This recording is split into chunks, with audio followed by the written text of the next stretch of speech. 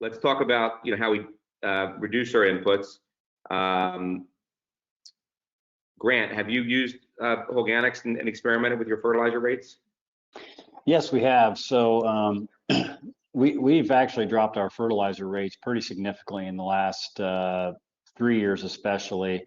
I know it's one of those things that always makes a farmer nervous because you're just kind of taught a certain way how you're supposed to fertilize based off university recs or whatever the talking head might be that's telling you how much to use of what and where. And obviously fertilizer has become a very significant expense in the last decade, and we've had a lot of variability in price here in the last 3 to 5 years. And I will say we're currently using about 15% less nitrogen than we were 3 years ago through this process. I know we could probably go with more reduction. It's just one of those things you get nervous about with nitrogen on corn especially.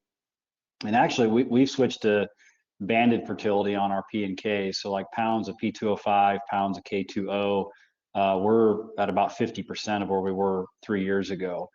And we play around. We have in-furrow and 2x2 fertilizers on our planter. Everything is banded 100%, except about half the nitrogen is more broadcast, and the rest of it's all banded. And the Holganix component has really made that decision much more comfortable because we know that we're doing what we can to try to maximize what our soil is able to provide us. And most of our farms have good fertility levels, especially we tend to have higher phosphorus soils in our area. So especially the applied phos we've really cut that back pretty significantly in the last 3 years. Our soils tend to be a little more naturally low in potassium, so we haven't cut that one quite as much. But we're down 30 to 40% on it between banding and using Holganix.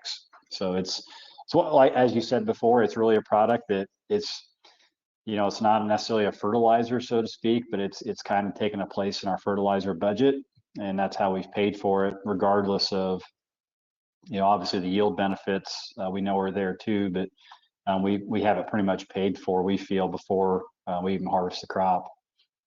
Yeah, that's what we want to see. We want to see the product go down at no risk and no cost to you, because we're going to help drive that efficiency, and then the soil health and the yield benefit that's the money back into the farmer's pocket.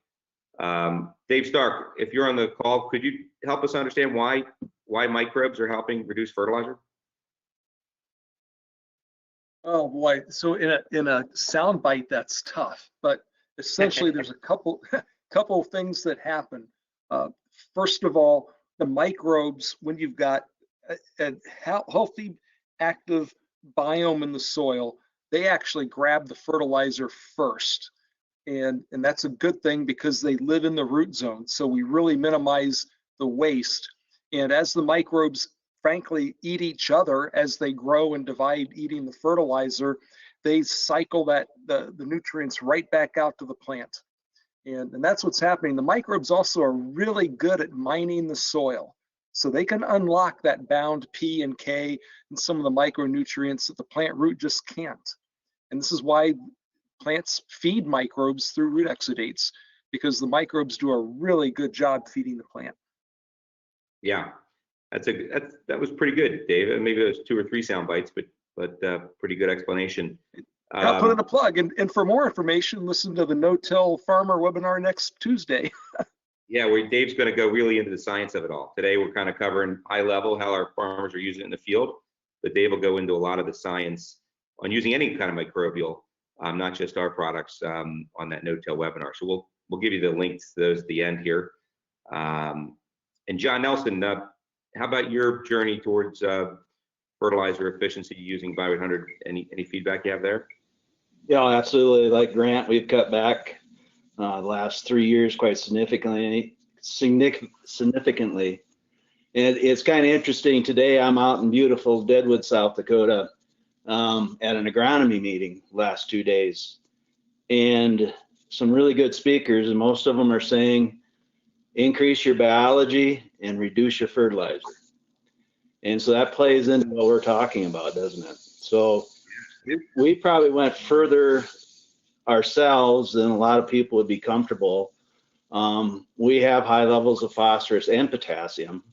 So we've actually cut out all dry phosphorus and potassium in our corn and beans, but we don't put any fertility on our beans at all, other than maybe some foliar. And same with corn. If we need, looks like we need a little potassium, we'll put a little potassium acetate out there. But we're using the biology to release what's in our soil and feed our plants, and our tissue samples show that. I've continued to have higher levels of phosphorus and potassium provided it rains. Last spring we had a hard time getting potassium in because we were dry. But the biology, as it becomes more robust, continues to release more of that stored nutrient, like Dave was saying. And so we've reduced that significantly, and we're back 40% or more on our nitrogen. And so we're using somewhere from 0.5 to 0.6, depending on the field, units per bushel. And Wow. yeah, and I haven't seen any yield decrease. And in fact, I just continue to see our plants get healthier because of that. And I think that's more people are going to hear about going forward and learn that some of this excess fertility that we put on holds back our biology and tends to hurt us. And so this has been a really interesting journey, and I look forward to seeing more results.